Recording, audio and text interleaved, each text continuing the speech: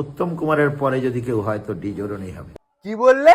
উত্তম কুমারের পরে যদি কেউ হয় তো ডি জোরনই হবে। সকাল সকাল কি আপনি টারিফারি খেয়ে এসছেন নাকি? আবার চোখের ওপরে চোখের তলায় কাজল লাগিয়েছেন, রং লাগিয়েছেন, ইঙ্কি পিঙ্কি পঙ্কি লাগিয়ে পুরো। হ্যাঁ, কি করছেন আপনি এসব? আমি ইন্টারন্যাশনাল রেন্ডি মানা এরকম একটু বলে দাও। Talent talent? কিসের ট্যালেন্ট? দেখো ওর ট্যালেন্ট। ঘটে না। মানে আমি একটা কথা বুঝতে পারি না, মানে একটা লোকের কি একটুও মান সম্মান আত্মসম্মান থাকে না? মানে রাস্তার মাঝখানে আপনি এইসব যে ভুলভাল কাজগুলো করছেন, এরকম ঢোল করতাল নিয়ে নিজে হিজড়ে সেজে, বলছি আপনার লজ্জা করে না? মানে মানে আপনি আপনার কমেন্ট সেকশনটা খুলে দেখেন যে আপনাকে মানুষ কিভাবে তোমার চুমু দেয়। অভিনয়ের জগৎ থেকে সব রকম ট্যালেন্ট।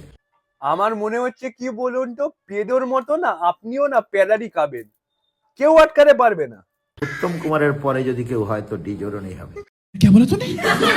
দেখবেন কারো পা আপনার বুকের উপর, আপনার হাতটা দড়ির উপর, এরকম ভাবেই থাকবে, এরকম ভাবেই মারধর খাবেন। ভেবেছিলাম এই শালাকে নিয়ে ভিডিও করব না, কিন্তু আপনি যা বারবারন্ত করছেন তো ভিডিও না করে পারলাম না।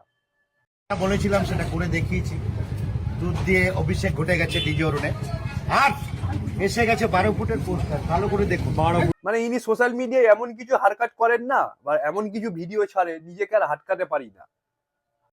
अभी मैं गाली नहीं दे सकता। नहीं, गाली नहीं देना। अब फैमिली देखती है, वरना मैं ऐसे ऐसे गाली दूं, ऐसे ऐसे गाली दूं ना, जिंदगी भर याद रखें ये बड़े भाई।